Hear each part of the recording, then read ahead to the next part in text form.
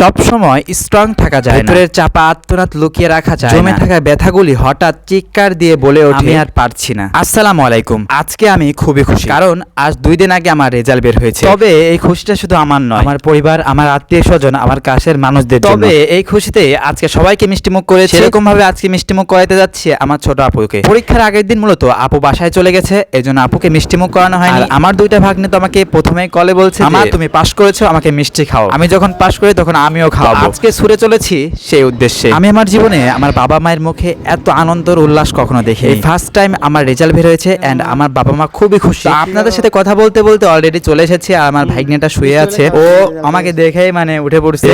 তো বলতেছি, মামা তুমি তো মিষ্টি খাবা, আমার পাশে মিষ্টিটা বের করো। তো ও শুয়েছিল, ও মিষ্টিটা বের করলো, খাওয়া দাওয়া শুরু করে দিচ্ছে অলরেডি। তো অন্য দিক দিয়ে আপু আসলো, তো আমার পাশের মিষ্টি আমাকেই খাওয়াই দিল। একটু পরেও ভাইয়া চলে আসলো, ভাইয়া এসে তোমাকে মিষ্টি খাওয়ালো, আমাকে অনেক মানে বোঝালো যে আরো সুন্দর করে লেখাপড়া করো, আরো এগিয়ে যাও, এন্ড আরো সুন্দরভাবে পড়াশোনা করলে আরো দূর তুমি এগিয়ে পারবে। ভাইয়ার সাথে কথা বলতে বলতে ভাইয়ার করলার জমিতে গেলাম। তো এখানে এত সুন্দর করলা এসেছে, তো ভাইয়াদের বাসায় থেকে করলাও নিয়ে আসলাম। ভাইয়া এবার অনেকটা জমিতেই করলার আবাদ দিয়েছে, আর করলাগুলো দেখতে খুবই সুন্দর হয়েছে। তো কয়েকটা শট নিলাম করলার, আর এত সুন্দর করলা দেখে আমার লোভ সামলাতে পারলাম না। তো আপুকে বললাম আমার জন্য যেন কিছু করলা দিয়ে দেয়। মূলত আমি করলা খাই না, মানে অনেকটা তিতা, তারপরেও বললাম যে আপু যেন আমার জন্য কয়েকটা করলা দিয়ে দেয়। অন্যদিক দিয়ে আমি আপুদের বাসায় খাওয়া দাওয়া সেরে বাসায় যাব, কারণ বাসায় অনেক কাজ রয়েছে আমার। তো আজকের ভিডিও এখানে শেষ করছি। আল্লাহ হাফেজ।